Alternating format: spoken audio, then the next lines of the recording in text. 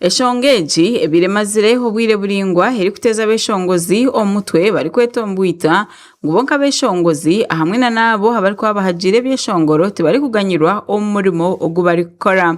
Almighty God, who in your infinite wisdom and providential abeshongozi bona hamwe na nabazani bakatemba otireho na nabo abari gukora byeshongoro bahikaho mu ishenjero rihanga okubasa kweberaho nk'abajurizi hamwe na no kwehurira ishenjero rihanga riri kurabyaho iteka area copyright and neighboring rights. Minister Dr. Chris Baryomunsi yashomera ishenjero hamwe na no kurishaba okurabyaho itekeri okuriteka omunkora omurushitamo already izoba. I beg to move that the bill entitled the Copyright and Neighboring Rights Amendment Bill 2025 be read for the third time and do pass.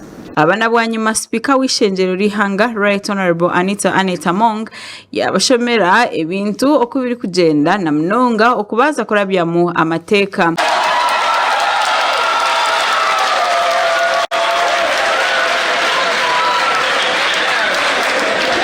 Speaker w'ishenjero Anita Mong na bwanyuma eyokeza kurabyaho itekeri yasima abanyishenjero bona ahabo kugira ngo batire mamani okureba ngo ryabasa kurabaho. Let me say, we pass many bills here and normally the problem is implementation. So I have seen, and the artists are very excited that the bill has been passed. We are all excited that the bill has been passed.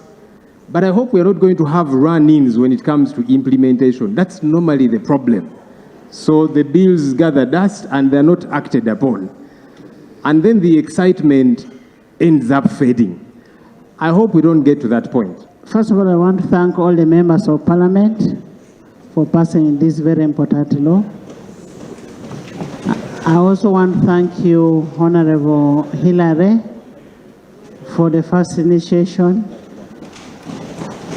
I want to thank government for ensuring that the bill came to the House. Aba babasa kushohora ishenjero bari kweshongora hebyeshongoro bari kurengeza abo bona ababire nibahakanisa bari kugira ngo abatibine mani ago kuranirira itekeri.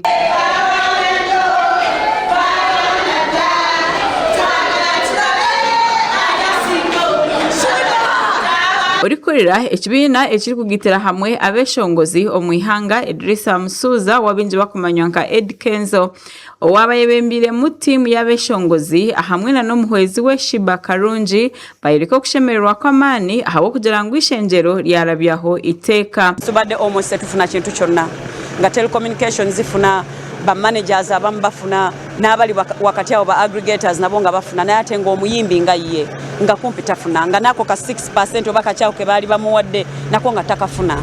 So I'm so grateful to sawe eno omuyimbi aina 60% za kola back tunes. Kitegeeza nti bananyini tubufunye ku biyiye byaffe. Now ekisigadde regulations kutandika kudiringa ne ministry and the minister to make sure that at least regulations zino tezirwayo. This is just the beginning. We are still pushing until we get the results. Twagala kumekinga sure nti wetuvira mu kino kyonna nga munnabitone afunyemu era nga sente muli mu nsawo. Ababayonjera bashaba abeshongozi bona aho bari okureba ngo bakora namani hamwe no kurebeka ngo bayorobera itekeri. N'abaliyomba kuutira tebigenda kwekola byokka nedda.